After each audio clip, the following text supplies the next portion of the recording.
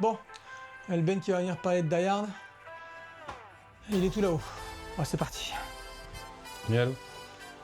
Mec, vous croyez que j'appelle pourquoi? Pour commander une pizza? Tiens, Stan.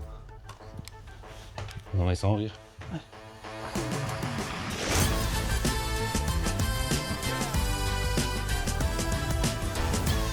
Bienvenue aujourd'hui dans le Hot Shot Picture Club et on accueille Ben. Ben, bienvenue. Merci de m'accueillir. Tu as choisi de nous parler de Piège de cristal. Piège de cristal. Voilà, effectivement en France on le connaissait sous le nom de Piège de cristal ou Die Hard. Un film avec Bruce Willis, un Bruce Willis qui, avant ce film, n'avait enchaîné que des bides. Ah ouais. Ouais, c'était une cata. Ouais, le pauvre, là, il a beaucoup de mal à Percer. Ouais, à percer. Est-ce que tu sais qu'est-ce qu'ils avaient casté à la base pour ce film? Mel Gibson? Eh ben non, Richard Gere. Ah, ça n'aurait pas marché. Ça va, on est d'accord, ça n'aurait pas marché. Ça n'aurait pas marché du tout. Du tout. Voilà, donc ça c'est la bonne idée de John McTiernan, le réalisateur, donc film de John McTiernan, sorti en 1988. Le scénario est arrivé à John McTiernan, à la base c'était un scénario, enfin ou un synopsis en tout cas, qui parlait de terroristes. C'était juste une histoire de terroristes. John McTiernan il a dit mais qui... Parce que lui, il réfléchit tout le temps en termes de spectateurs. Il dit, moi, ce que je veux, c'est que les gens viennent en salle. Il dit, mais qui est-ce qui a envie, en 1988, de venir au cinéma voir des terroristes? Voilà. Ouais. Et lui, il a dit, mais si on faisait plutôt un film d'otages? John McTiernan est un réalisateur, comme tous les grands réalisateurs, qui ont été marqués par le cinéma européen. Ouais. C'est-à-dire que lui n'a pas fait d'école de cinéma. Il a appris le cinéma en regardant, en partie en tout cas, en regardant 2 jours de suite le film La Nuit américaine de Truffaut. Ok. Un acteur français, donc voilà, c'est en gros c'est sa formation, pas d'école de ciné. Par contre, son autre formation, et ça c'est lui qui le dit, mais bien des années plus tard, après être devenu le grand réalisateur qu'on sait, c'est que son père a été blessé pendant la Seconde Guerre mondiale, était aveugle. Et quand il est revenu de la guerre et qu'il a fallu qu'il continue son métier, ne voyant pas les personnes, il pouvait se fier qu'à son ouïe, il demandait de temps en temps à son fils, donc John McTiernan, de venir l'assister et de lui décrire les personnes qui étaient devant lui, voilà, comment ils sont habillés, est-ce que tu les sens comment, quel regard, etc. Et en fait, cette façon qu'il a eu de décrire ces choses-là à son père lui a vachement servi ensuite pour la réalisation, notamment ce qu'on appelle la réalisation non-verbale. Si tu sais très bien que dans ce film, tout le début, il n'y a pas un seul dialogue. Ouais. John McClane, ensuite, va être une bonne partie du film, voire quasiment tout le film, seul. Ouais. Et va se parler à lui, seul. Et la caméra va, en gros, être comme un personnage et nous montrer, à différents moments, ce que le réalisateur a envie de nous montrer. Donc voilà l'importance de sa formation initiale à John McTiernan. Ce qu'il faut aussi dire, c'est qu'ils ont commencé à tourner le film, ils n'avaient que 30 pages de scénario. Donc ils ont vachement créé pendant, ils ont brodé. Exactement. Un truc qui s'est construit sur place. Quoi. Exactement, c'est ça. Et donc toi qui es graphiste, comment tu dirais que Die Hard t'a influencé dans ton domaine? Ça m'a vachement influencé un peu par ce que tu disais au démarrage, c'est-à-dire il y a beaucoup de non-verbal, il y a beaucoup de... Ça passe aussi beaucoup par des images, ça passe par... déjà même les pochettes, que ce soit celle-ci ou la trilogie, hein, toutes les pochettes, je trouvais ça assez incroyable. À l'époque, on avait que ça comme visuel en plus. Hein. Les pochettes d'albums, musique et les pochettes de films. Ouais. C'est pas celle-là qu'on avait, nous. Non, nous, il avait le visage coupé en deux avec la tour, donc c'est celle-là. Ouais. Bon, il y avait déjà tout ça. Et puis c'est un univers, d'un point de vue punchline, ce qu'on va appeler punchline, Bruce Willis, il a un personnage qui est très provocateur, mais parce qu'il est en colère, quoi. Et en fait, tout ce qu'il dit, c'est des répliques, elles sont toutes cultes, quoi. Ils viennent déjà de tuer un otage. Cette fréquence est exclusivement réservée aux urgences. Vous croyez que j'avais pour commander une pizza? En français comme en anglais. Ouais. Et dans tous les films, hein, dans les 3, parce que ceux d'après, je les compte pas réellement dans la trilogie d'ailleurs, mais oui, ça m'a... Tout, l'univers, quand je me rappelle, quand je vois la pièce avec les maquettes d'architecture, etc., enfin... Non, ça amène déjà beaucoup de contenu. Donc là, tu nous parlais des dialogues. Et c'est vrai j'ai dit qu'il y avait que 30 pages de scénario quand ils ont commencé le tournage. Est-ce que tu peux quand même nous pitcher le film? Et je pense que c'est vraiment un film à pitch, un film concept. Ouais. Alors, Bruce Willis, donc du coup, joue le personnage de John McClane, un flic de New York, qui rejoint sa femme à Los Angeles, qui est partie Pour sa carrière. pour sa carrière. Donc, déjà, ça met tout de suite. Voilà, tu sens que déjà le mariage, il est. Il bat de l'aile. Il bat de l'aile, voilà, il est fragile. Donc, il y va pour passer les fêtes de Noël. Ça se passe donc. Et ça, on y reviendra sur le thème de Noël. Donc, ça se passe à Los Angeles. Elle travaille pour un riche entrepreneur japonais. Et donc, la tour s'appelle le Nakatomi Plaza. C'est un très grand building, super high-tech pour l'époque. Donc, il arrive. Et en fait, quand il arrive, il a à peine le temps de croiser sa femme. Où elle lui dit, bah écoute, là il y a une douche, si tu veux te préparer, etc. pour la soirée, puisque c'est un banquet de fin d'année, hein, c'est un peu la soirée séminaire, enfin fête de fin d'année. Tout le building a été vidé, il ne reste plus que le 31e étage. 30e étage. Donc avec Il y a la fête. les gens qui travaillent là, hein, c'est une soirée pour les employés. Et il y a un groupe de terroristes donc, du coup, qui prennent d'assaut la tour, qui viennent s'enfermer avec eux et qui, par surprise, donc, font cette prise d'otage pour voler des actions bancaires. Enfin, en gros, ils veulent percer le coffre. Ouais, donc c'est pas justement, c'est pas tellement des terroristes en fait. Non, c'est un truc de casse, quoi, un film de casse. C'est un casse. La prise d'otage, c'est bon, voilà, c'est pour avoir une porte de sortie par rapport à la police, etc. Et donc, John McClane, lui, vu qu'il est à moitié sous la douche, à l'écart donc de cette grande pièce où la prise d'otage se crée, il entend les coups de feu, il voit tout de suite que voilà, il en trouve une porte, il voit des mecs armés, il part se réfugier dans les étages supérieurs, et puis il est en mode seul contre tout un groupe de terroristes, et il va libérer, entre guillemets, la tour petit à petit tout au long du film, et c'est que des scènes où... Ouais, c'est que scène d'action sur scène d'action sur scène d'action. Ouais, scène d'action sur scène d'action sur scène d'action, comme tu le dis, mais ce qui est super intéressant, et c'est tout le pari, c'est d'isoler son personnage principal. Si bien qu'il va se parler beaucoup à lui-même, mais qu'il va être cadré toujours, hop, je disparais, t'es tout seul, mais tu vois, donc du coup, ça laisse une place là, et il va toujours cadrer de cette manière-là, ouais. En bord cadre, comme s'il allait parler à quelqu'un, alors que non, il ne parle qu'à lui-même. Ouais, il a un caractère assez particulier. C'est un peu le flic. Je fais mon boulot et de toute façon, si je le fais pas, qui va le faire? Il est un peu dans ce truc-là. Et ça, on le voit sur les 3 films. Il décide pas de faire le grand justicier. Il se retrouve confronté à un truc et le mec ne réfléchit pas. En tous les cas, d'un point de vue prise de décision, il réfléchit pas, il se bagarre, quoi. Ouais. Et c'est quelque part un anti-héros. Ah ouais, complètement. C'est un gars qui est pas à la base pas très aimable. Non, il est même il est même un peu ce que je disais tout à l'heure, un peu provoque, pas condescendant, mais il est un peu je m'en foutiste, quoi. Ouais. Et quand il arrive justement dans la fête, il fait un peu tâche dans le décor. Ouais, complètement. Ouais, parce qu'on voit que là où elle travaille, elle, ce sont que des gens de la haute, on va dire, en tout cas qui ont réussi, des cas tous plus bien sapés. Voilà. Il arrive, je me souviens, avec un pull qu'on a eu étant gosse, le fameux pull en laine col haut avec la zipette qui commence au niveau du cœur là, et puis le holster avec le flingue. Il est en jean, il y a rien qui va, ou un cargo, c'est un cargo beige. Oui, c'est ça, c'est un cargo type pantalon de worker, quoi. Enfin, le mec arrive de New York, un peu genre, c'est un peu le paysan qui arrive à la ville, quoi. C'est un peu ça. C'est un peu ça. Et c'est la force du film, c'est-à-dire qu'il y a une identification, parce que la majorité des peuples dans n'importe quel pays sont généralement plus comme McClane que comme ceux qui sont en train de fêter Noël ensemble avec tout leur argent.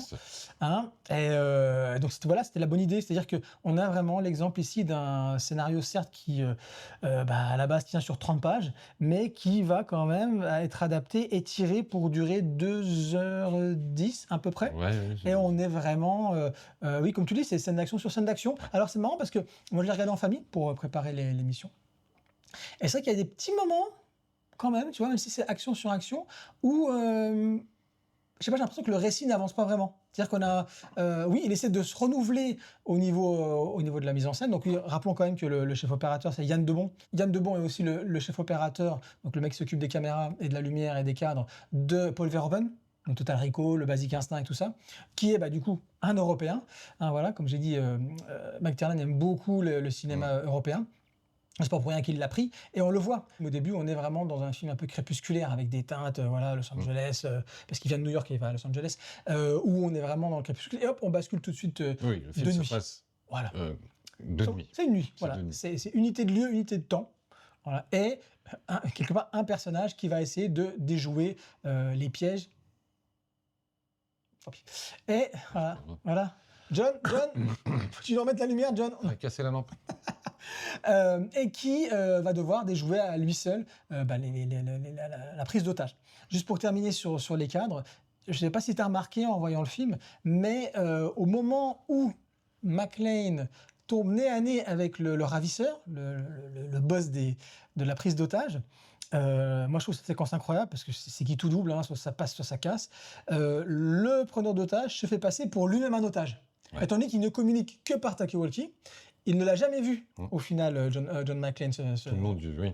Jusqu'à temps qu'il tombe dessus. Voilà. Et Je je sais trouve, pas à quoi il ressemble. voilà. Et je trouve ça incroyable. Et au niveau de la caméra, je parlais du travail de Yann Debon au niveau de la caméra, à partir de ce moment-là, et toute la séquence avec lui, où en fait il se joue de John McClane, tous les angles de la caméra vont être ce qu'on appelle débulés. Un peu de biais comme ça, etc. Ouais. Comme pour dire, il y a quelque chose de tordu là-dedans. Et ça, j'ai trouvé ça brillant. Je me dis, mais c'est fou, parce que tout le film était droit comme ça, et là, tac, ça bascule comme ça. Ce qui est rigolo, c'est que toi, en tant que spectateur, tu sais que le mec, c'est le terroriste.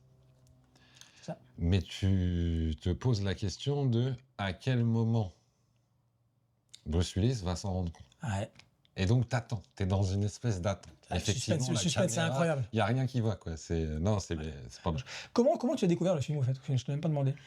Le film, je le découvre à la télé, je crois. C'est un film du dimanche soir. Enfin, tu vois, à l'époque, hein, le fameux film du dimanche soir ou du samedi, enfin, bref. Mais quand je le découvre, le 3, il est déjà sorti. T'aimes bien découvrir les films en retard, toi? Bah, c'est-à-dire, j'étais jeune. Ouais. 88, ça. Il est sorti en 88. J'étais tout petit, donc pas du tout en âge de regarder ça.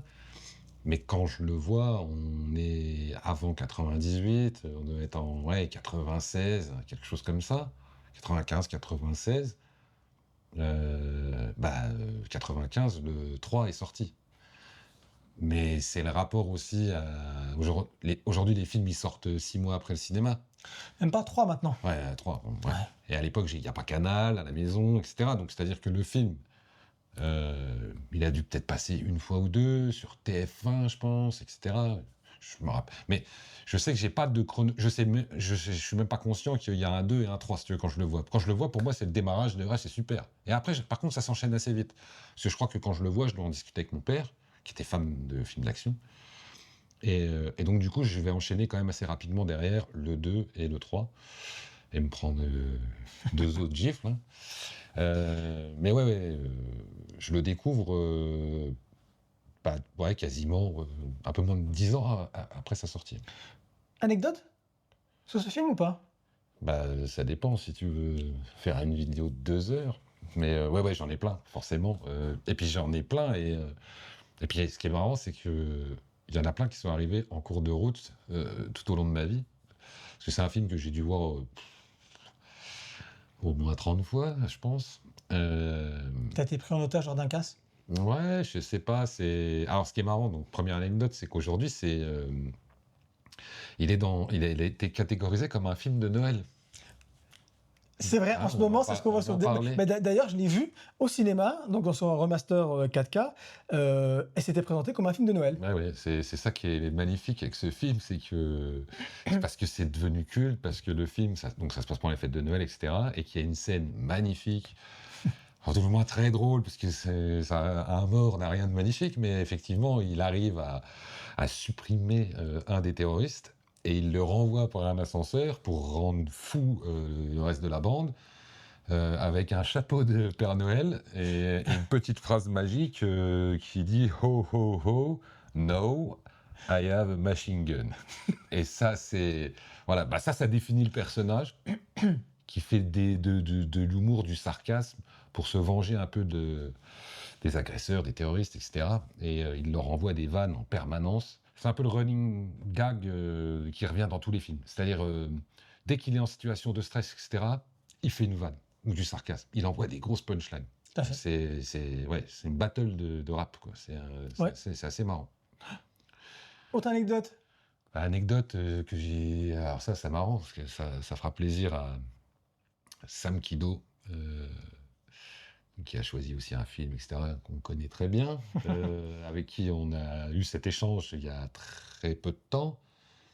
J'ai mis je sais pas combien d'années à me rendre compte que le méchant du film, Mais donc oui! Hans Gruber, Hans Gruber, oui, parce qu'il est Eh ben, allemand. c'est- Il est pas russe, il est pas arabe, il est allemand. c'est au-delà de la carrière immense Attention. de l'acteur. Tintin, Pour moi, tintin. Voilà, c'est le professeur Rogue dans Harry Potter. Mais ça, c'est fou. Moi aussi, je regardais avec ma fille, c'est ma fille qui m'a dit, mais Ben ouais, professeur Rogue. c'est un truc de Je dis, mais oui, je me suis Et je me sauf suis jamais que rendu cheveux compte. courts, barbe, Ouais.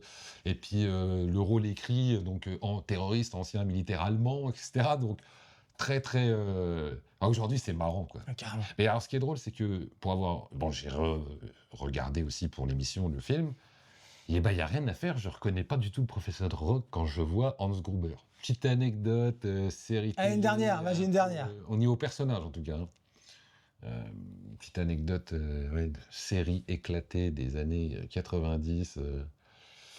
Il y a un des sbires aussi, donc du coup l'ingénieur en chef, le mec qui perce le coffre, quoi, Oui. le plus intelligent de Ça la va pas bande. faire des blagues.